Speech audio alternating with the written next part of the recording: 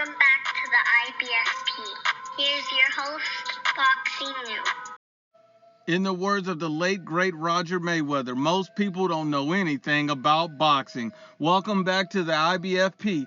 Are you a casual? And do you really know boxing? Floyd Mayweather, Vergil Ortiz, Tank Davis, Terrence Crawford, and Josh Taylor, as well as Anthony Joshua. Look, let's break it down honestly and objectively as possible. And we start with Floyd Mayweather Jr. And you know, a lot of people say that Floyd Mayweather is TBE, the best ever. Some people call him the GOAT, the greatest of all time. Some people say he's unbeatable. And if you truly believe that, then you are absolutely a moron, idiot, and a dummy. Floyd Mayweather has always stressed in his career what was more important, money or legacy. It has always been money.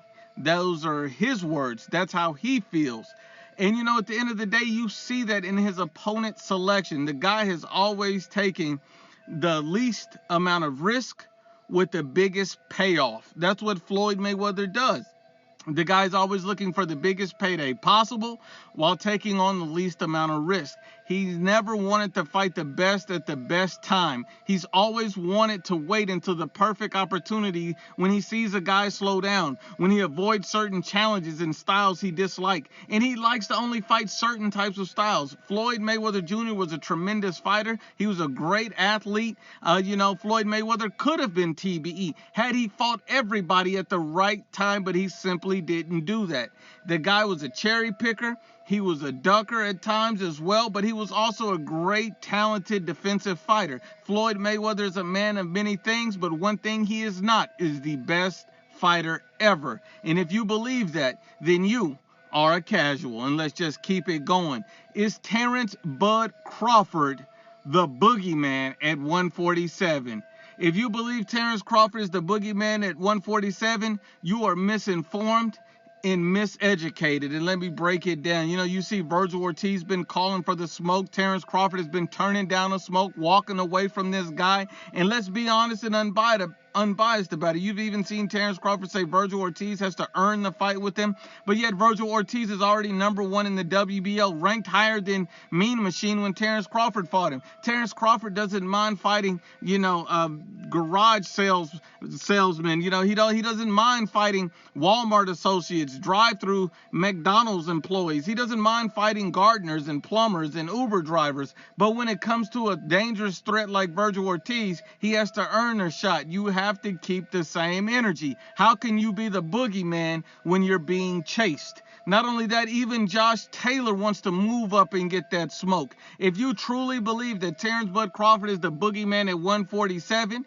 you are a casual. Well, let's keep it going. And then we get to Gervonta Tank Davis. And you see Gervonta Tank Davis, he's an enormously talented young man. The guy has some interesting skills, but the problem we have with Tank Davis is that he is not a killer. Most people walk around saying Tank Davis is a killer. He's a beast. He can knock out almost anybody from, 126 to 140. This guy has that kind of power. If you believe Tank Davis is truly a killer, you are a moron, idiot, and a dummy, because brutally knocking out Leo Santa Cruz does not make you a killer. That was a cherry pick, a guy with no defense and no power. He was doomed from the beginning. You see a guy like Mario Barrios. This is a guy who's another cherry pick, who was never a champion, who's literally a nobody in the division, and yet people think he's a killer because he manhandled him. These guys are morons, idiots, and dummies, and they also rank him above Josh Taylor, saying he'd slaughter Josh Taylor, which makes no sense when Josh Taylor has all the belts at 140. Josh Taylor is the real deal at 140. He's the ultimate champion. He has all the belts. He's undisputed. He has the most skill set. If you think Tank Davis is a better fighter than Josh Taylor, you are a casual. Because Josh Taylor has fought nothing but the best. He's shown that in the ring against the best, while Tank Davis is cherry picked after cherry pick after cherry pick. If you believe he's better than Josh Taylor, you are absolutely a casual and also a moron. But let's keep it going. And then we get to Deontay Wilder and Tyson Fury. If you believe that Anthony Joshua is avoiding Deontay Wilder and Tyson Fury, You are a moron, idiot, and a dummy. Both of these guys have ducked Anthony Joshua's offers on multiple occasions. Both of these guys have ran from the smoke while Anthony Joshua has constantly ran to the smoke. Anthony Joshua takes on different styles, top-level opponents. He's fighting the most top 10 fighters in the division out of anyone, open to all challenges, while, Tyson Fury and Deontay Wilder are always running from the smoke, looking to cherry pick, looking for the next Uber driver, and only want to fight each other when Anthony Joshua is there. These guys love keeping AJ's name in his mouth, but they will not step in the ring with Anthony Joshua. If you believe AJ is avoiding or ducking either of these guys, you are absolutely a casual. Because men lie, women lie, but the facts don't lie.